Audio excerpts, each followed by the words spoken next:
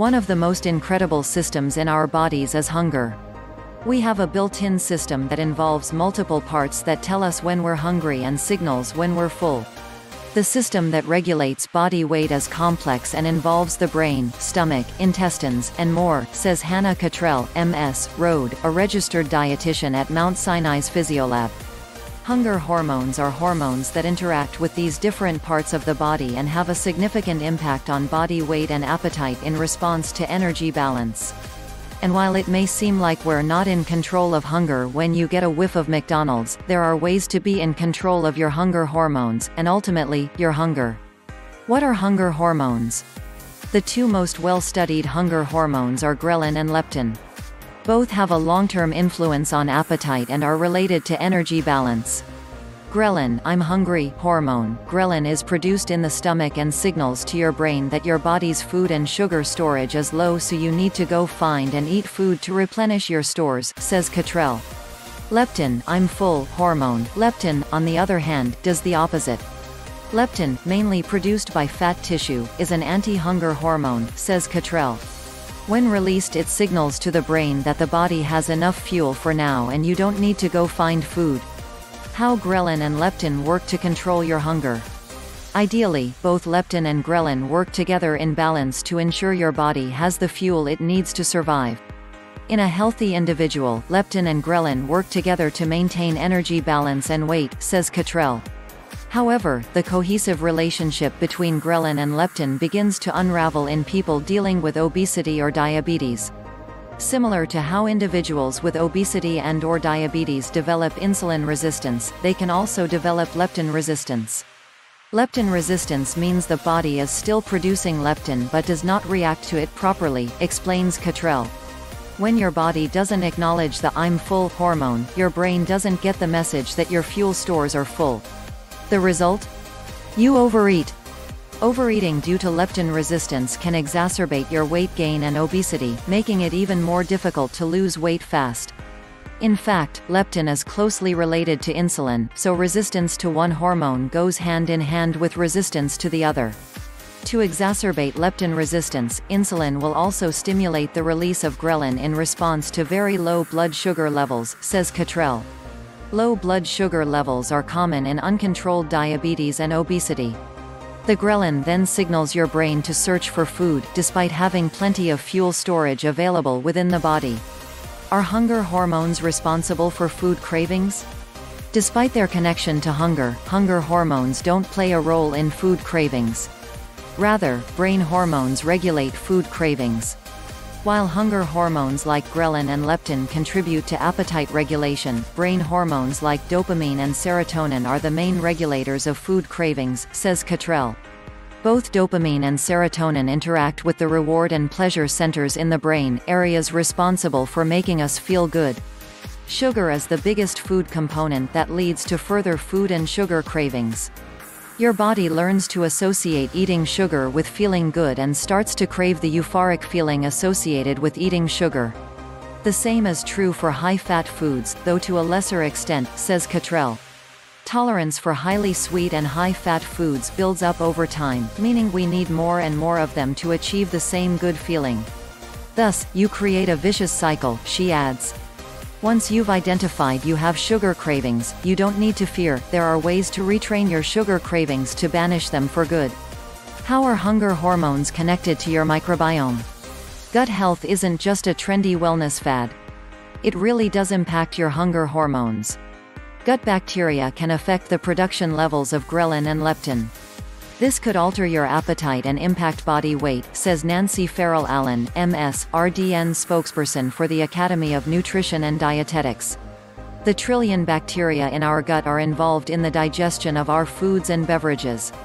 This, in turn, can then impact body weight. When gut bacteria digest foodstuffs, such as insoluble fibers, certain body compounds are released, enhancing weight loss, says Farrell-Allen. There are companies out there that can evaluate your specific gut microbiome through a stool sample and then propose the foods that are best for you to specifically eat, digest. This can help to manage your insulin levels and weight better.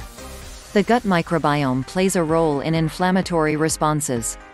Inflammatory diseases such as diabetes and heart disease are often associated with an elevated dietary fat and sugar intake, says Farrell Allen. These, in turn, would influence blood insulin levels. Requiring more insulin to digest foodstuffs can equate with excess body weight. So, managing inflammation would be wise if you want to get hunger hormones in control and lose weight. How can you regulate your hunger hormones and encourage weight loss? There are actually numerous ways that you can help manage your hunger hormones, from lifestyle changes to mental tips to medical intervention. Here are 13 expert-recommended ways you can control hunger hormones to lose weight fast. 1. Eat on a schedule or decrease your eating window with intermittent fasting. This can help prevent large swings in levels of circulating hunger hormones, which can cause extreme hunger and overeating. A recent study from the Louisiana State University's Pennington Biomedical Research Center found that meal timing strategies such as intermittent fasting or eating earlier in the day appear to help people lose weight by lowering appetite, rather than burning more calories.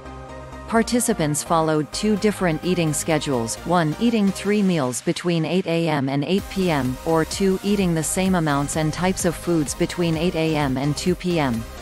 Those who ate an earlier dinner, ate between 8 a.m. and 2 p.m., had lower ghrelin levels and improved appetite too. Get enough sleep. Some research is coming out indicating that ghrelin helps to promote sleep, says Farrell Allen. Lack of sleep, less than 6 hours of sleep a night, increases ghrelin, hunger hormone, and decreases leptin, the satiety hormone. Kind of like a double whammy. This suggests that to help us manage weight, we need to consistently get at least 7 to 8 hours of sleep night. 3. Eat a protein-packed breakfast. A high-protein breakfast may be best at suppressing the naturally higher ghrelin levels your body experiences after fasting overnight, says Kittrell. 4. Eat plenty of fiber and protein. In general, a diet high in fiber and protein suppresses ghrelin, the hunger hormone, and hence the desire to eat, says Farrell Allen. Science has recommended for years that choosing to follow a high-fiber diet is best for weight management, and now we are understanding it is best for gut health too. To eat more fiber to control hunger hormone, consider aiming for more servings of produce, whole vegetables and fruits, eating more whole grains with greater than 5 grams of fiber per serving, adding more high-fiber foods to your diet, such as beans, nuts, and seeds, paying attention that you're meeting dietary recommendations for fiber intake. 5. Eat more prebiotic and probiotics foods. Prebiotics feed healthy gut bacteria. Probiotics, sources of good gut bacteria, are naturally found in fermented foods, pickled beets, sauerkraut, etc., yogurt, and kefir, suggests Farrell Allen. 6. Cut down on processed foods. Eating highly processed foods that contain additives and preservatives will decrease diversity of the microbiome and promote inflammation, negatively impacting hunger and overall health, says Kittrell. Emulsifiers like carboxymethylcellulose and carrageenan, artificial sweeteners like aspartame and sucralose, and antibiotics and hormones used in dairy and meat products can all negatively impact the gut microbiome. 7. Avoid purchasing foods that are tempting. If you keep them in your house, you're more likely to eat them. 8. Don't go grocery shopping when you're hungry. It's true, people who grocery shop when hungry buy more junk, according to a 2013 study. 9. The keto diet may be worth a try. There has been a lot of research on the ketogenic diet, high fat and very low carbohydrate, and the beneficial effect it may have on hunger hormones.